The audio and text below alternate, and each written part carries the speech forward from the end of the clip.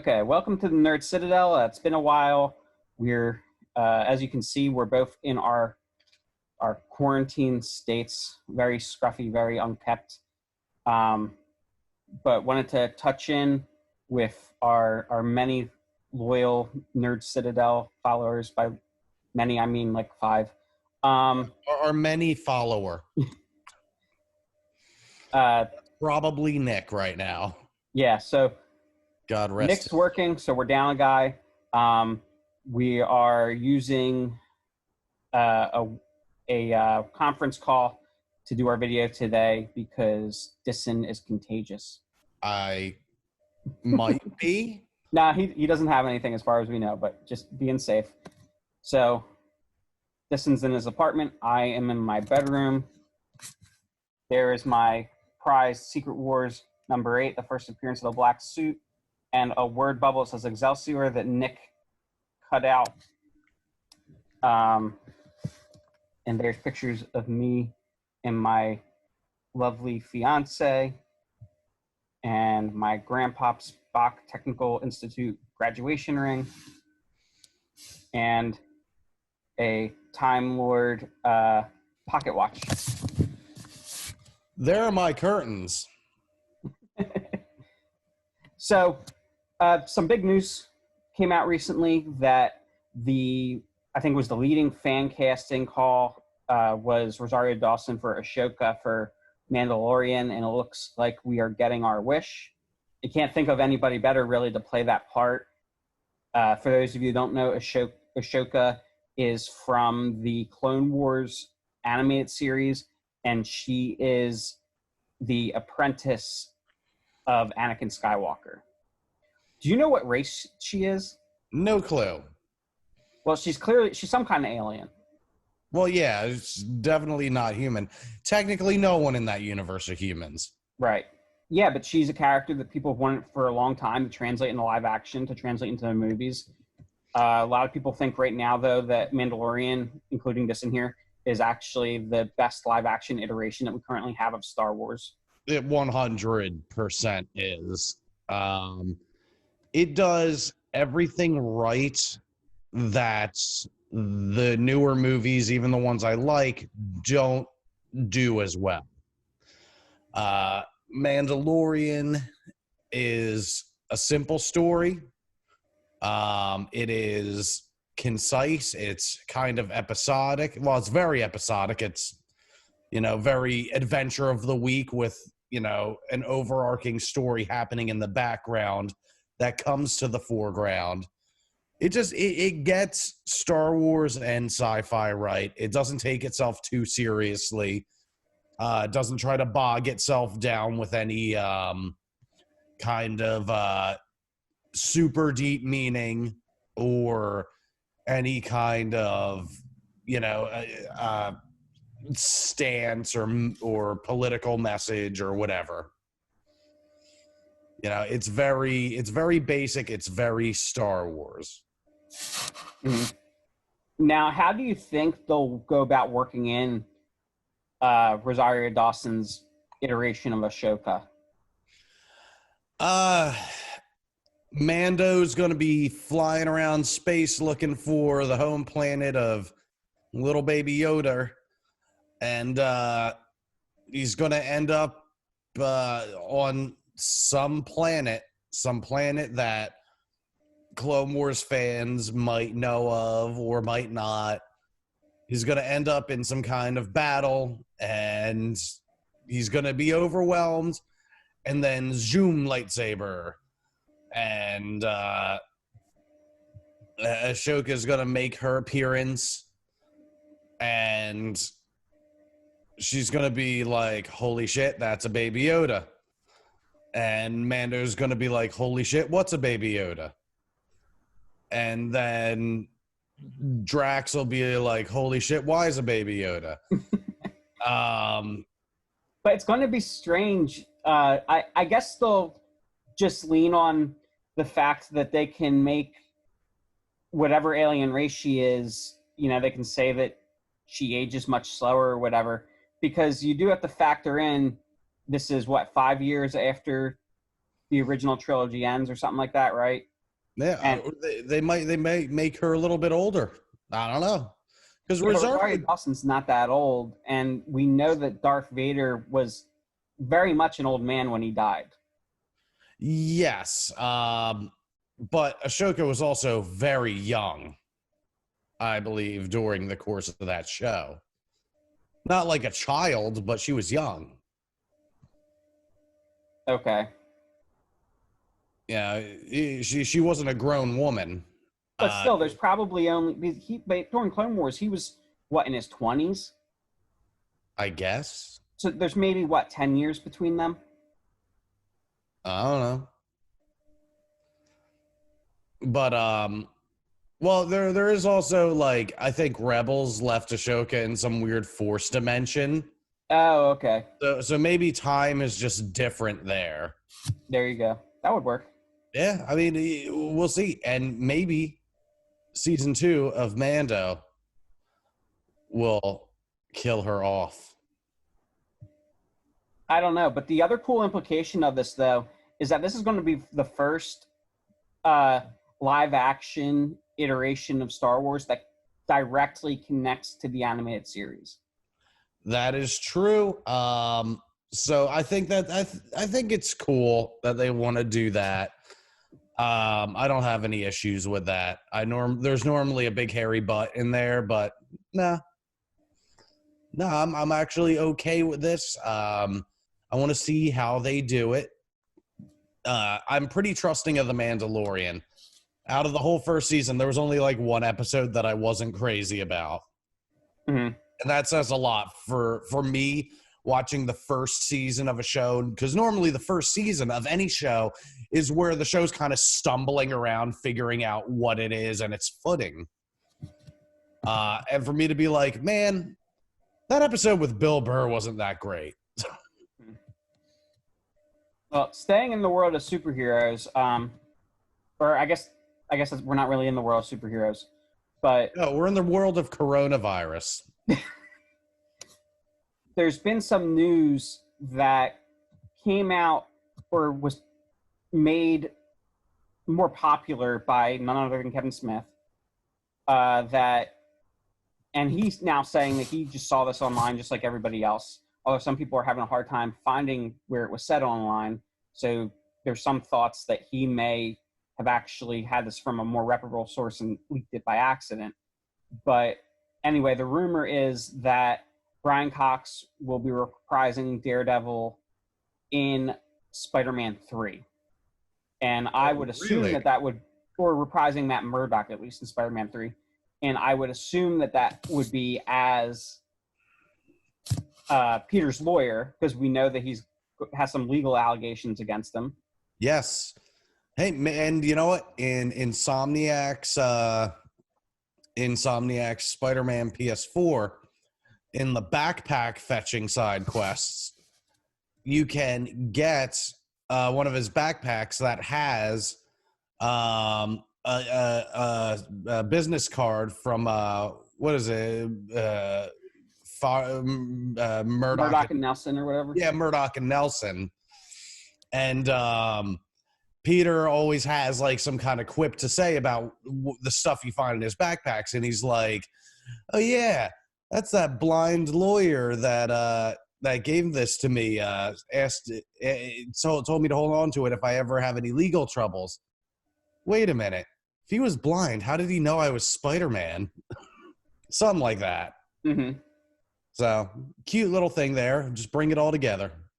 And speaking of cute little things, I don't want to see your penis again. No, not got my Ollie. I don't think Ollie wants to see your penis again either. He learned the hard way during the great GIF and Skippy war of 2019. Okay, let's cut there. And do you think it'll just, if this is true, do you think it'll just be Matt Murdock and we won't actually get Daredevil? Or I think if they're setting up to just have him in the universe in general, maybe it's just a nod. Yeah, that's probably how it will start. And depending on how people react to it, they might integrate Daredevil in more, because I think they want to take this one slow, because it kind of opens a floodgate.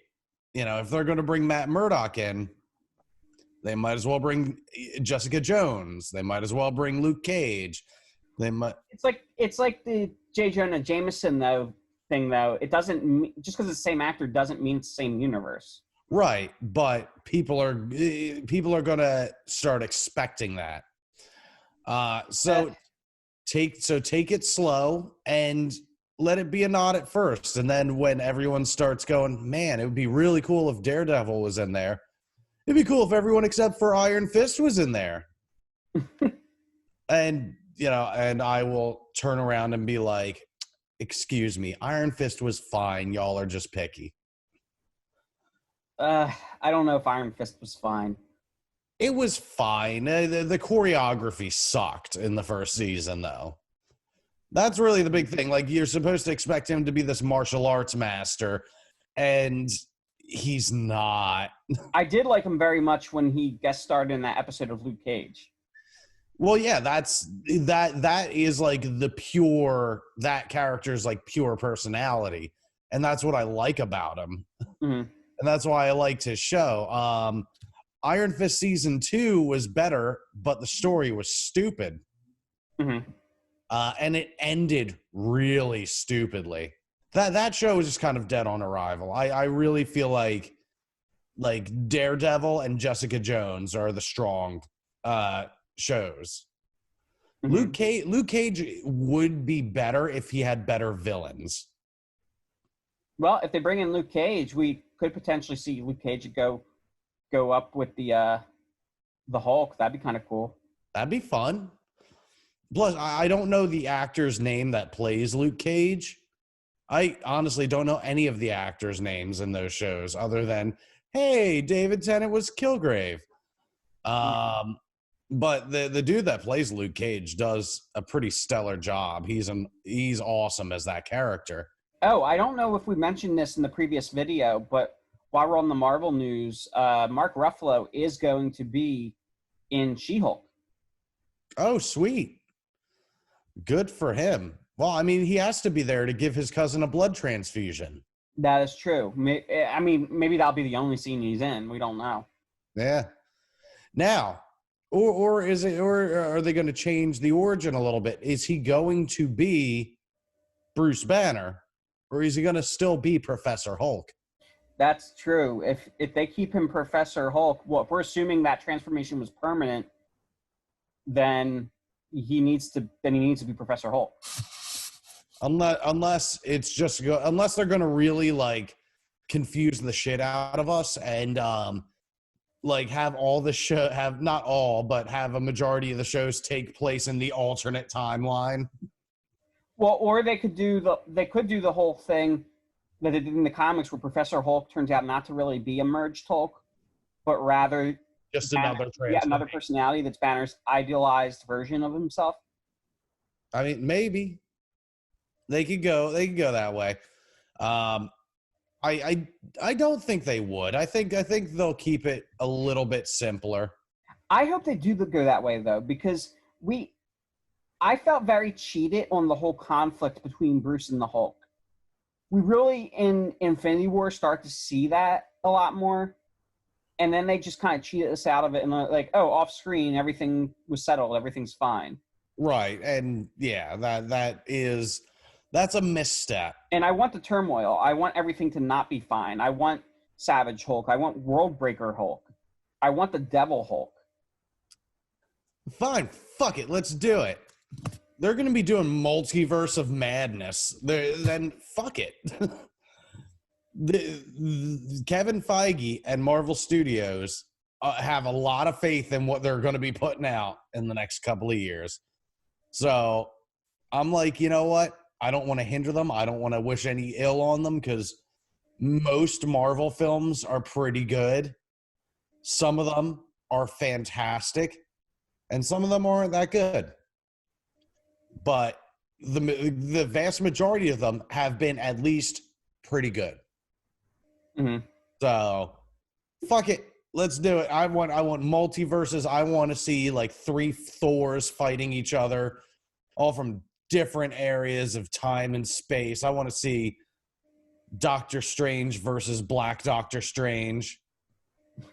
Or you know how the old cliche, the evil version always has a goatee. He's fighting a clean-shaven Doctor Strange. Or like a ZZ Top Doctor Strange. Yeah, just a giant beard. Ancient One of the universe we know versus the Fu Manchu Ancient One from another timeline. Just go nuts. You know, Wanda the Enhanced versus Wanda the Mutant. In other news, Chris, you have some video game demos you've been playing. Yes, I do. Yesterday, and I played it like 3 times because I feel like there are a lot of things to unlock. Is the Resident Evil 3 Raccoon City demo, which is just a very small chunk of the game. You could do this in like 15-20 minutes if you're just running through it, or less, probably less, but I take my time. It starts you off in a subway with our protagonist, Jill Valentine, whose voice actress is pretty damn good. Carlos and Mikhail. Now, Carlos and Mikhail are part of the UBCS, a mercenary group hired by the Umbrella Corporation to search for and rescue civilians. As far as canon goes, at least from the original timeline of Resident Evil, the UBCS was sent in to kind of save face for the Umbrella Corporation, who are still at this point not publicly known to have started the outbreak. So they send in this mercenary group to be like, look at how awesome we are. We hired a military to save people. And most members of this group believe that's what they're there for, including Mikhail and Carlos. Jill comes into this not trusting them, but they prove that they really are good people trying to do good things. So the demo opens up with that.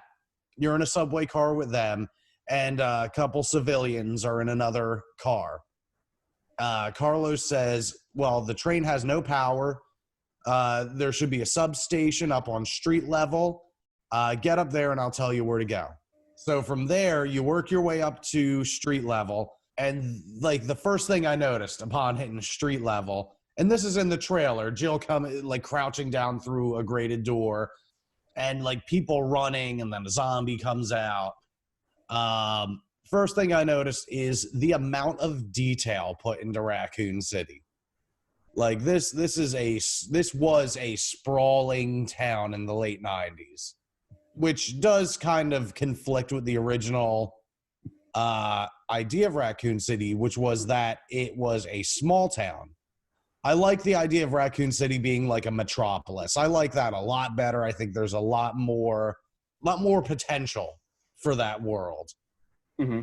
So Resident Evil, though, didn't a lot of the games play like, and it only may have been a few, but didn't they play like that old old arcade shooters where it kind of just pans around and you just shoot? No, there were a couple rail shooters and a couple of arcade games for Resident Evil, but they were either like retellings or just like one-off what-if stories. The original bunch of Resident Evil games, Resident Evil 1, 2, 3, Code Veronica, 0, and 0, were all tank controls and for the most part fixed camera angles. Now, as they went a little further with Code Veronica, and I think a little bit in Resident Evil 0, I don't remember that one too much, they had a little bit of a dynamic fixed camera where the camera will snap around and move, but then it stays in place. And the way you controlled your characters was tank controls. Up was always forward, down was always backwards, left and right just pivoted your character.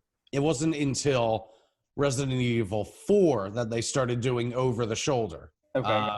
So you had Resident Evil 4, 5, Revelations 1 and 2, that were all over the shoulder. I think Resident Evil Dead Aim was over the no, I don't think that was over the shoulder. There was a weird thing where it was like tank controls, and then when you aimed, it went to first person. There was some, I don't know. I never actually played that one. Resident Evil 6 was over the shoulder. Trying to think. I just remember one, I think that was for like the Wii, that I think was, what'd you call it, a rail shooter? Yeah, Dark Side Chronicles. Either Dark Side Chronicles or Umbrella Chronicles. They were rail shooters. You didn't have any control over the direction of your character. You just aimed and shot. Okay. Yeah, no, those are actually fun on the Wii. Some people don't like them. I thought they were fun. But it's not the same. I remember games like that, like, what was the Time Virtual Crisis. Cop? Virtual Cop, Time Crisis. Yeah, like, it's not the same type of gameplay. It's like, it's not an immersive game. It's not something you sit down and play for a few hours. It's something you sit down and play for 20 minutes. Yeah, you play through it, you beat it, you get a good score. Yeah. And they're usually not known for their story arcs either. No. Now, granted, a lot of people would disagree with me, but I think like the overall storyline of Resident Evil, like the first 3 games, were a little cheesy.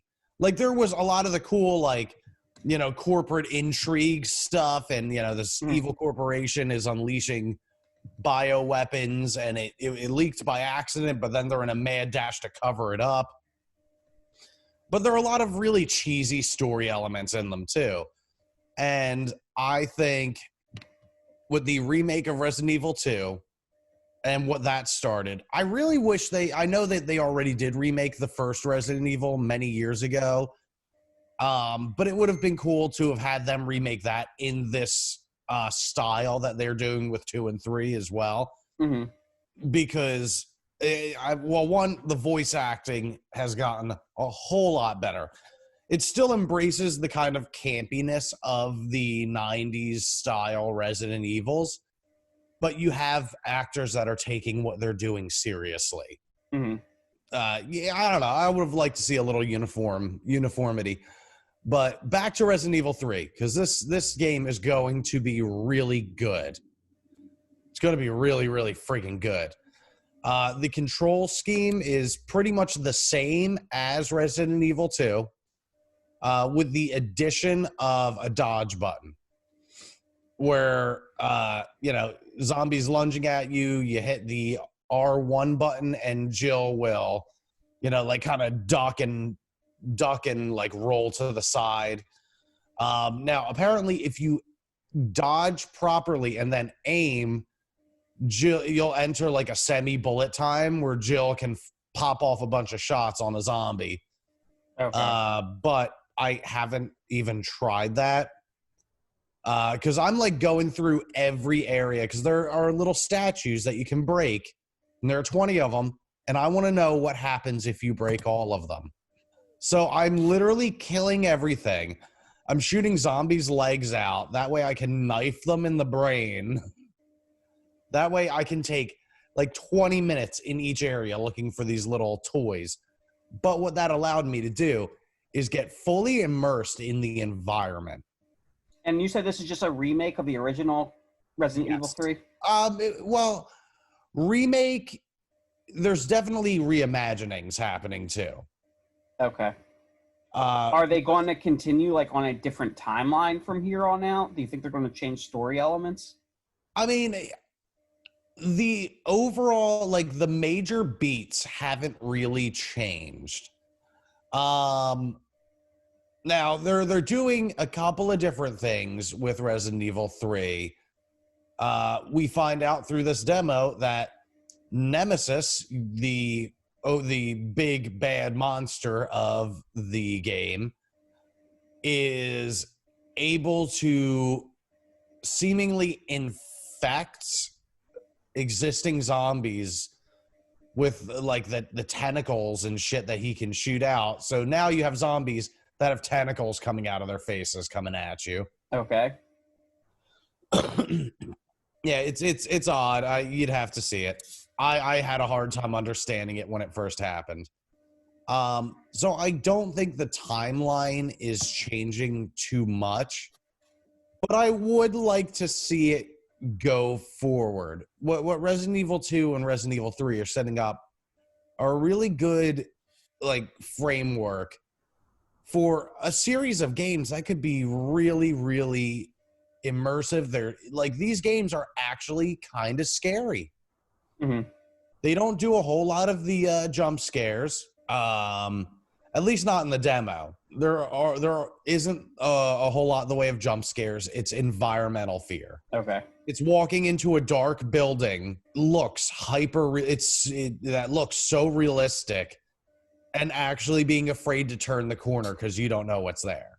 Got you. But the game, it covers Jill leaving the subway car, getting up to the street level, finding an alley that will lead her to the substation that is on fire. So you have to find a fire hose, and that kind of starts your it's like a circular mission. You're in a very small area with a lot of rooms, pretty much. Mm-hmm. But what that allows to happen is when Nemesis makes his appearance, Nemesis is a creature that isn't bound by like any doors in the game. Much like Mr. X in Resident Evil 2, he stalks you room to room. Except Nemesis can run full speed. But you get far enough away from him, he stops following you and finds a way to cut you off. He is terrifying. Is Nemesis the one that I vaguely remember from one of the games with like the giant eyes? No, that is William Birkin, the G mutant from Resident Evil 2. Okay. His various mutations are most of the boss fights in that game. Got you. He was an Umbrella researcher who developed the G virus, or I believe it was like called like the Golgotha virus or something like that. And what it does is, instead of pretty much killing its host like the T virus and reanimating the body, this one just causes spontaneous mutation. Upon any damage taken, the cells will just regenerate stronger, which also results in like I guess it's like it hyper evolves almost. Okay. So, hence having these now big eyes forming all over its body. Now it can see in all directions. Oh, you shot its arm a whole bunch. Well, now that arm's just going to grow back big, bony, and, clawed. Things like that. You're able to hit it with long-range projectiles.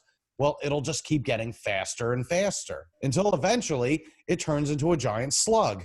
How does getting faster and faster lead to the evolution of a giant slug?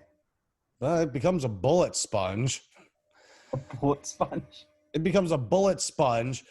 That entire body is comprised of some tentacles, eyes, and one giant mouth, which in the remake looks really good. In the original, it looked kind of silly, but it was still a fitting end to the game. Now, the game I'm more interested in, the Final Fantasy remake.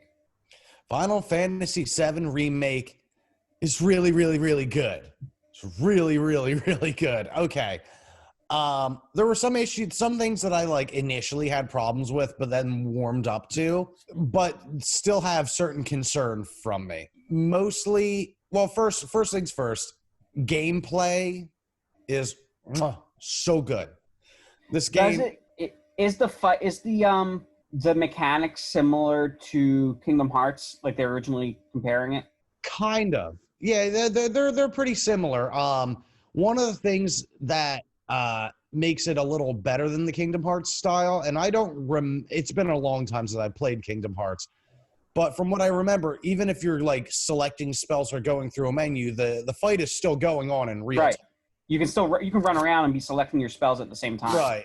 In this, it's a little bit nicer, especially because menus in Final Fantasy are notoriously filled with a lot of shit. You enter like a semi-bullet time. Like the battle's still going on and you can still be hit, but it at least gives you a couple of seconds to pick what you're going to do first. Okay.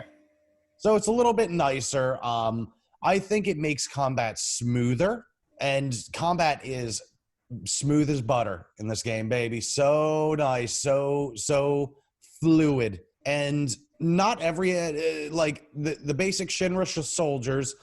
They are just there for you to sharpen your blade on. Okay. But you fight guard dogs, a couple of mounted lasers, and little drones here and there. That right from the get-go, you have to actually employ a little bit of dodging, blocking, and strategy, because they can knock you down pretty easily. They can Who's do your team in damage. the demo? Cloud and Barrett. Okay, so you don't have summons yet, I'm assuming. Nope, no summons, because the demo is just the first chapter of the game. Just the first reactor, pretty much. So you're just learning the basics. You start just with Cloud and you figure things out. Then when Barrett joins, now here's another improvement on the Kingdom Hearts formula. Because much like Kingdom Hearts, you can equip Barrett with whatever. You can equip your side characters with whatever. Give them items, well, give them spells. But this allows you with the analog pad, or the D-pad, you hit a direction, you swap over to the other character now. Oh, okay, so you can actually play as other characters. Yep. You can, when Barrett comes in, there are mounted lasers that are really high up. Cloud can't get to those. So it's like, okay, switch to Barrett. So you switch to Barrett, that way you can shoot them down. Okay. And then Cloud is controlled by AI. So Cloud's AI will have him fighting the ground enemies. You can issue commands to the other characters for them to use special abilities. You can't sit there and say, oh, attack that person.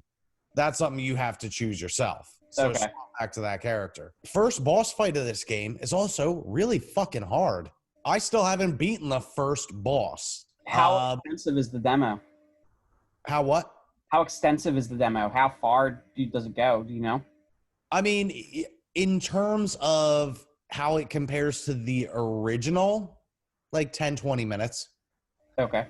But they made the area huge and filled with dialogue and cutscenes. So you can play it for like half hour, 45 minutes, maybe even longer if you're like really hunting for stuff and appreciating the environment. The environment looks really good. That's something I gotta say about both these games. Both these remakes coming out are fucking beautiful. Now, there are a couple of things that I was a little concerned with. This first one, narratively, makes sense to me, even though at first I didn't like seeing it. So, in the original Final Fantasy VII, it opens up with the character Aerith in an alleyway next to what looks like leaking Mako energy or leaking life force energy from the planet. She appears to be praying by it. Then she stands up with her flower basket and walks out of the alley.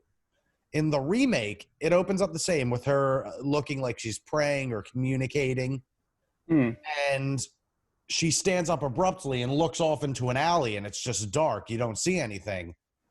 And she is visibly scared and runs out of the alley. Now, what for new time gamers, I think that's fine. I used to not like it, but I'm like, you know what? That just introduced a mystery. Who is this chick? What is she praying by? And what is she scared of? For fans of the game, during that intro music, like the soundtrack behind her, by the way, the sound design and soundtrack of this game, stellar. Soundtrack is exactly what it should be. It's beautiful, orchestral. Not a whole lot of things have been changed in it, which is a good thing, but now it's like full orchestra as opposed to MIDI. But during that intro little jingly music for Aerith, you start hearing like this one choral voice singing Sephiroth's theme song behind everything, which was in the original the only song in the game that had lyrics. And they were all in Latin, and it was very Carl Orff style. So it's like that's like a nod for the fans, and I get it now. And because Aerith is the last of the Cetra, an ancient species of humans that lived on the planet that could communicate with the planet and had magical properties. They were pretty much mages. And the Mako, it's Mako? Yeah. That's what makes up materia, right? Yes. Mako is refined life force energy that's drained from the planet. Now, the life stream itself can produce materia, but Mako makes it happen faster because it's processed, it's concentrated, into a solid. Got you. Yes. Because what it turns out, the materia, I think how they explained it was it contains the knowledge of the ancients within it. The ancients were able to just use magic. You concentrate it, you put it in a solid thing, and you can utilize that knowledge. Okay. And what Sephiroth uses is kind of like the corrupted version of that, right? Well, Sephiroth more is the corrupted version of that. Okay. He, spoilers, is a genetic experiment that went rogue. He spent his whole life growing up until 7 years before the game's opening, believing, never knowing his parents and pretty much having been raised by the Shinra Corporation. He was a brilliant warrior. His ability to use materia was unparalleled. Strongest, fastest, smartest, everything. Then he finds out that 2,000 years ago, a great calamity fell from the sky, almost like a comet or a meteor. It was a living organism, an alien organism called Genova that started corrupting the planet and could assume different forms. It would appear to the ancient Cetra as their loved ones and things like that. So it's pretty much the thing. And he was created from Genova cells, right? Yes. Well, before it's talked about for a little bit that Genova was thought to be an ancient Cetra, and then later found out to be alien, pretty much. Okay. This calamity from the skies. But either way, Sephiroth was created from Genova cells that were then implanted in a scientist named Lucretia. So Lucretia, she gave birth to Sephiroth. He was pretty much born a human, but with these alien cells that allowed him to just become the best at fucking everything. And when he finds this out 7 years prior to the game's opening, he loses it. He completely loses his mind. And then starts to think of himself as like the chosen prophet, the person who will complete Genova's task and eradicate the world. So his plan is to use the black materia, a materia that is just complete destruction in one stone, to summon the ultimate destructive summon, Meteor, which will collide with the Earth. And his plan is to stand in the center of where Meteor will strike. That way, when the planet sends the life stream to heal itself and heal its environment, he will be at the center of that, and he will absorb all of that and pretty much become Earth. Okay. It's a very convoluted story when I'm trying to break it all down into just a few minutes. The game does a pretty good job at slowly giving you this. Especially towards the end when you find out the Sephiroth you've been fighting for most of the game isn't the real Sephiroth. It was thought that when Cloud confronted Sephiroth in the Nibelheim reactor, Cloud doesn't remember what happened after that. Find the real story of what happened when Sephiroth burned down Nibelheim. Turns out Cloud killed Sephiroth 7 years ago. Sephiroth had turned and stabbed Cloud through the chest with his sword, and Cloud, just kind of through sheer will and spite, was able to grab the blade of the sword, lift it up with Sephiroth holding onto it, trying to keep control, and he threw Sephiroth off a ledge into the reactor core. Okay. Thus killing Sephiroth. But Sephiroth was able to reform his own body because his willpower and the Genova cells that comprised him were too powerful to like decay and fade off into the life stream. That his consciousness remained as as like an evil presence in the planet itself. And right, and isn't that kind of where like Advent Children? No, Advent Children gets everything wrong, honestly. Advent Children is like a cool looking movie and it has cool stuff in it, but you could tell like the people that made that had no idea what Final Fantasy VII is. Okay, I thought it kind of took that whole idea though of him being like an infection in the. Yeah, I mean, there's definitely it works. I think now it's been a little while since I saw that. I know like the idea of the geostigma was something that happened after Sephiroth was destroyed. So you could say, yeah, the geostigma is just residual Sephiroth. Yeah, and by the end, it actually evolves back into a reformed Sephiroth. Yeah, because one of the clones has the Genova, whatever's left of the Genova cells, and I guess either injects them or just takes them into him, and his body reforms as Sephiroth. Yeah. It's very interesting. I'm not entirely sure what the hell they were going for with that movie, other than this looks cool. Advent Children and Kingdom Hearts kind of they did a little injustice to the Final Fantasy VII characters, and it's one of the things. The director Tetsuya Nomura, I think was the director for Advent Children and Kingdom Hearts. He was the character designer for Final Fantasy VII. He designed the characters. He didn't design who they were. That was written by other people, the original director and writers. So it's more like he has his characters acting the way they look, I guess. Cloud is all, I'm a loner, and he's very edgy and emo and so stone-faced and sad all the time.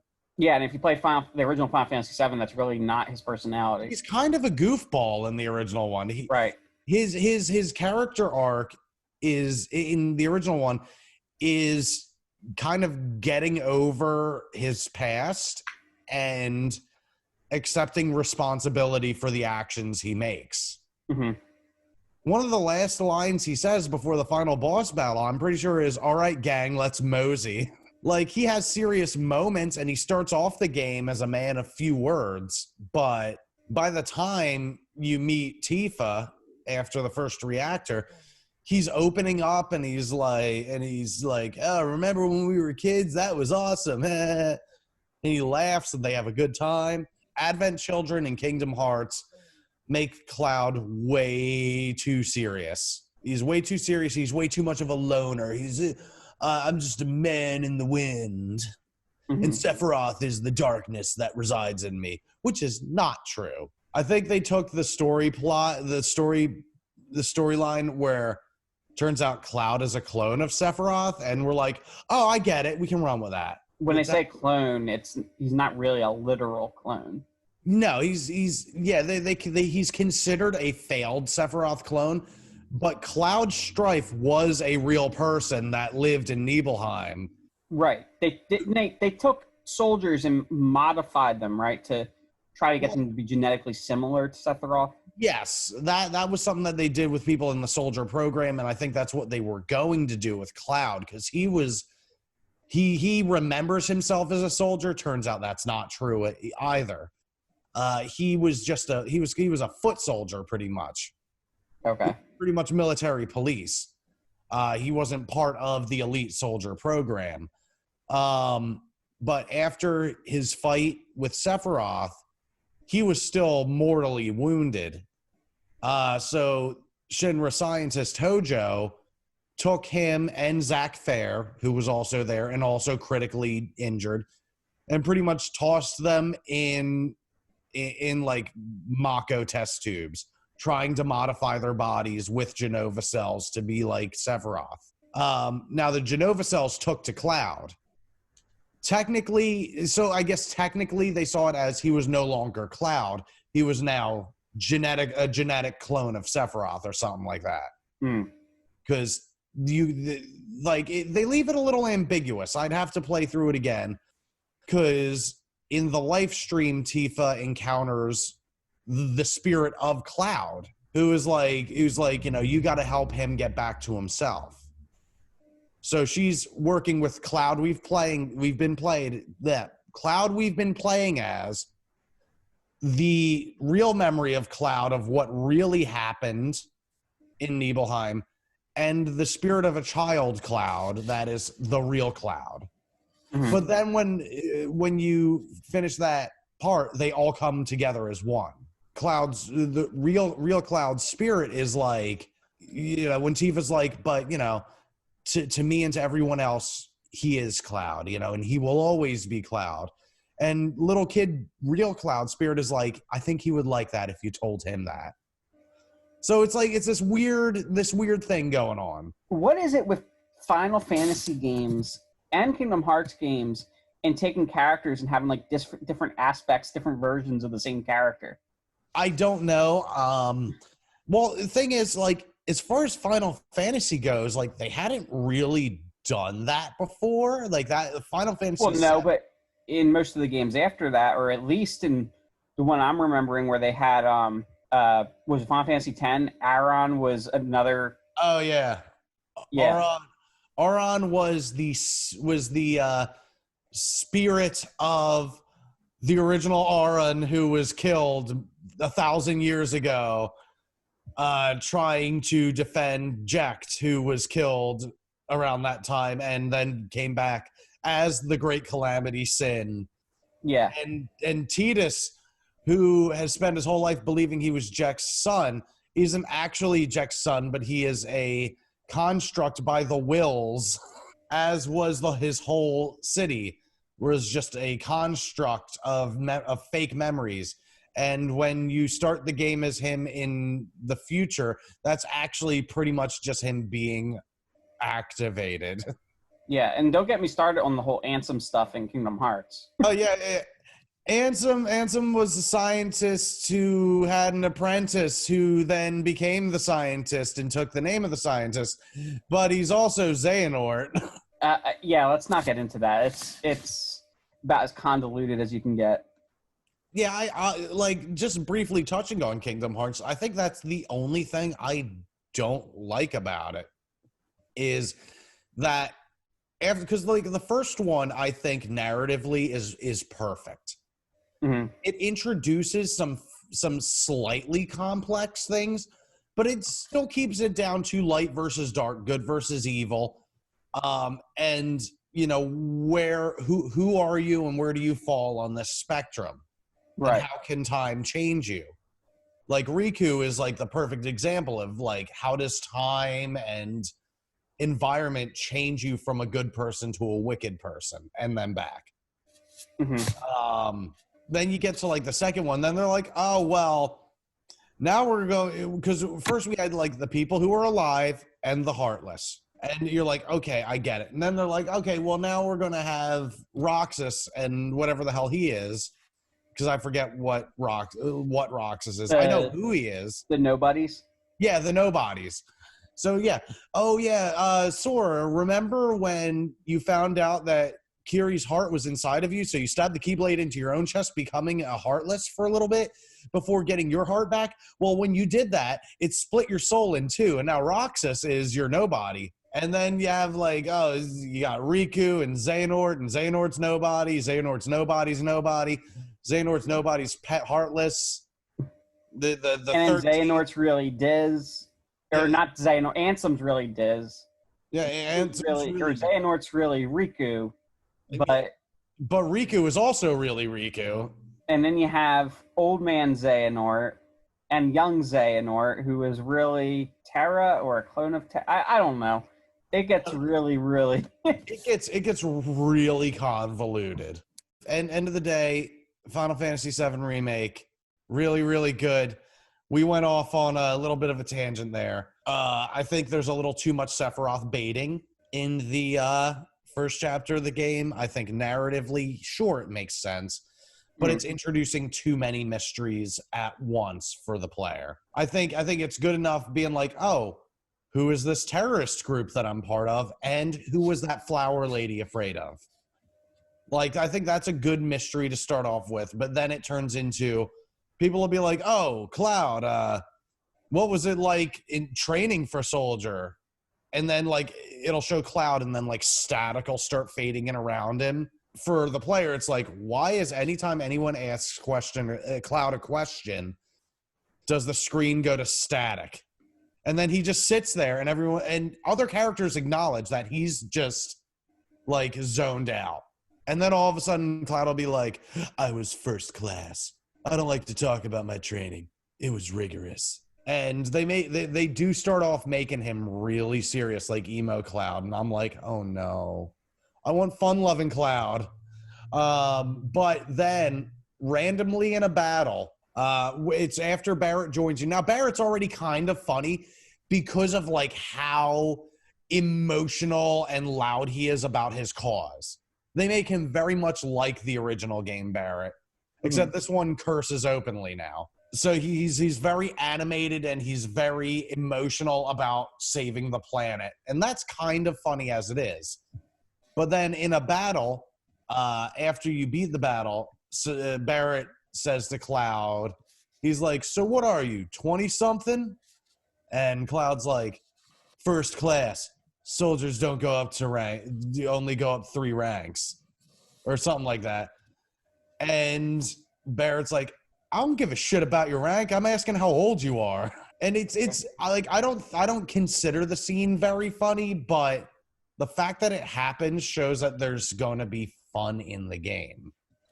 That not everything's going to be this dire, depressing conversation. I mean, we already know that the cross-dressing thing is happening, and I saw the trailers for the cross-dressing scene. It looks beautiful. Honestly, everything I've seen about this game, including the new stuff that they're adding in, makes me like it more. My biggest concern has been with the director and how he views his characters and how he treats them. My concern is not that I get it, it's a remake. You can do whatever you want with a remake. Like you're completely rebuilt. Well, okay, remake is not reboot, but with a remake, you can take certain liberties and you can change certain things. But Final Fantasy VII, we are protective of our characters. And Final Fantasy VII holds a special place for, like, me personally. Like, I had played video games before. I'd played the Mega Man games. I'd played Sonic and Zelda and all that and thought they were cool and imaginative. Final Fantasy VII is the game that made me a gamer. Like, that, I played that game and I thought it was the most brilliant, like, mind-blowing thing ever. I was 10 years old, and I never knew that a story could happen like that in a game. It was that and Resident Evil. Those two were the ones. Which is great that the two properties that made me a game player, a gamer, are getting these awesome, beautiful remakes. I'm going to end up playing the Resident Evil 3 remake again. I didn't get all the statues. I want to play that shit, and I want to try to take down Nemesis this time. Anyway. Yeah, talk to us about the Invisible Man. I've just talked for like an hour about Final Fantasy. Not more like a half hour, but... Oh, God, I'm going to have to edit this later. I don't have an excuse, because guess what? We're quarantined.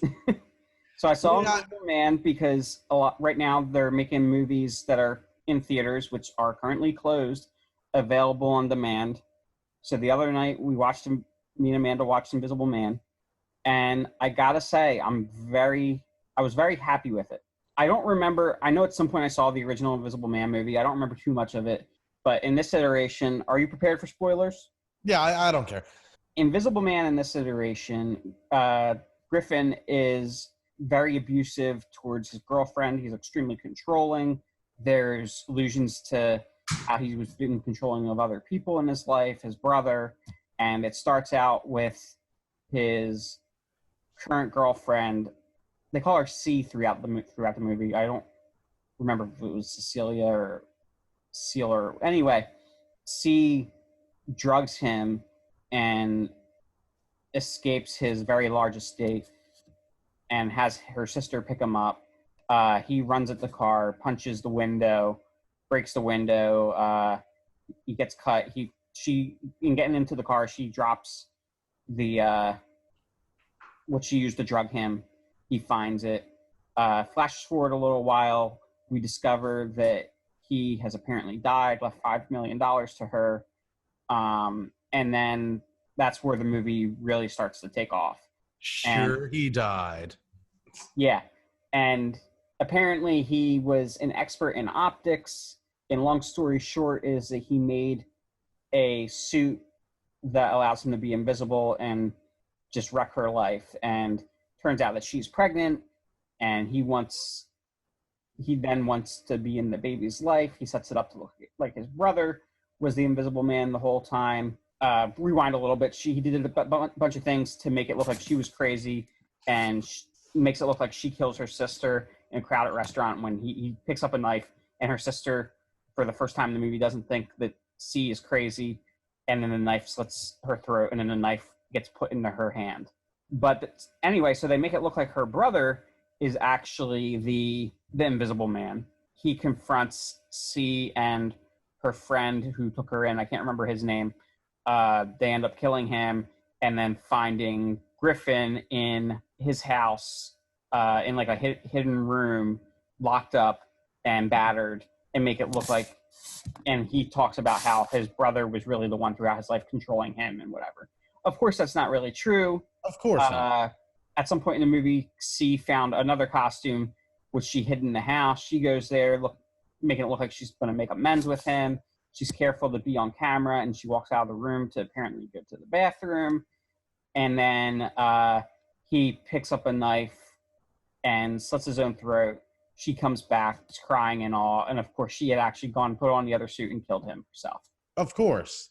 She walks out of the house, though, and her friend, who's a cop, who's been had a wire on, and he was surveying the whole thing, and basically just agrees to keep this between them, and that what he saw was the guy committing suicide, but he looks down and sees that she has the suit in her bag. So if Blumhouse is going to do a few more of these movies and they want to do something with it, this was still Universal Studios also. Oh, okay. So if they still want to do something, kind of produces these movies. What's that? I guess Blumhouse just kind of like produces and presents. Right. So, but if they still want to do something with these movies, the Universal monsters afterwards, they very well could. I still think it needs to be dead. I don't want a cinematic universe of monster movies. They tried it with Van Helsing. They tried it with The Mummy. They tried it with the Dracula movie. I think some properties just don't function well in cinematic universe. No, but what I'm saying, look at the League of Extraordinary Gentlemen. Take a page out of Marvel. See, they don't have to commit to it. Do a few more standalone movies. Let Blumhouse produce them. See if it makes sense. I mean, yeah, if they can pull it off, then I will concede. I did see another movie recently, though, Chris. What did you see? I saw Child's Play, the remake. Oh, yes. Tell me about Child's Play. I heard you said you liked it, so. I did like it. It was fun. It's not meant to be taken seriously. It's kind of in the vein of It or Stranger Things. Gotcha. So it has horror elements, but it's really not a horror. Yeah. I mean, it's a horror, but it centers around these kids who are, friends of Andy, and basically them trying to take out Chucky. Nice. So it's the Goonies meets It. Yeah, something like that. But Chucky in this is an AI who becomes evil over time. Not even evil. He just employee in the beginning disables all the safety functions. Right. So, and he was built to be able to like interface with all the Caslin products, but he's not supposed to be able to do anything dangerous with them. Like they have like this Caslin like ride share app and all, where this this AI like car just comes picks you up, and at one point he takes control of that and kills somebody with the car. Oh, nice. And he takes control of like a lawnmower and lawnmows a guy to death and all this stuff. But Someone's seen the happening. the interesting thing though was that he has an arc reactor in his chest. He actually has this blue glowing battery in the center of his chest.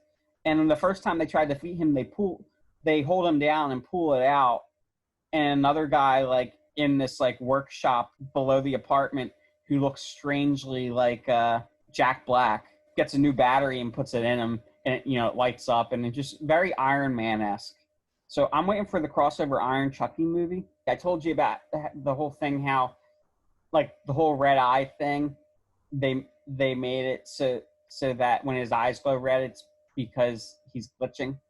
Yeah, which is fine. Like I originally, when I heard about that, I'm like, it wasn't in context. I'm like, yeah, Chucky's eyes start glowing red, and I'm like, well, that's kind of dumb. But now that you're telling me that it's actually like the device presenting an error message. Yeah. Like in the beginning, he's there like, we go. Hi, I'm, and his eyes are like blinking red. See, I like that. I'm okay with that. So yeah, he goes around, he's killing people because he just wants to make Andy happy. Right. Because Andy is his friend, and he has no safety parameters. Now we get to dive into the moral implications of AI. Yeah, at one point the kids are watching a slasher movie, and Chucky, sees them laughing at it. So he goes and picks up a knife and starts like imitating the movie. And Andy yells at him, and he's like, "But it was making you happy." Yeah, I like that. I'm down for that. I like that kind of shit in a movie. All right. Well, we've been going on for about an hour and a half. So. Oh, fuck me.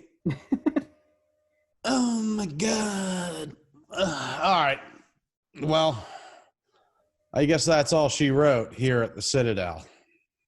But we will keep our ears out for any other news going on right now. Although a lot of movies, I'm not sure how much news there will be, because a lot of movies are like halting their production. It's almost like artists are important to this world.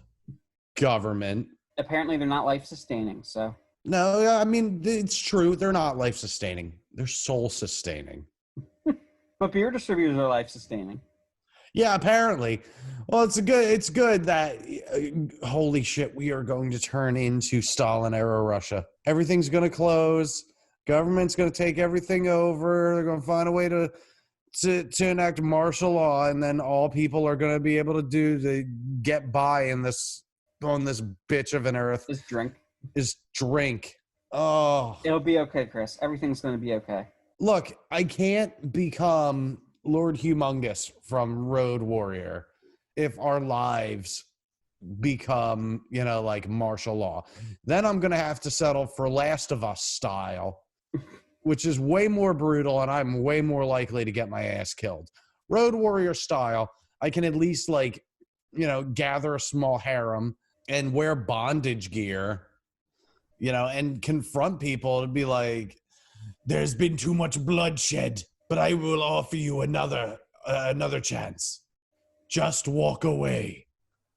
Leave the cars, the fuel, and the pump.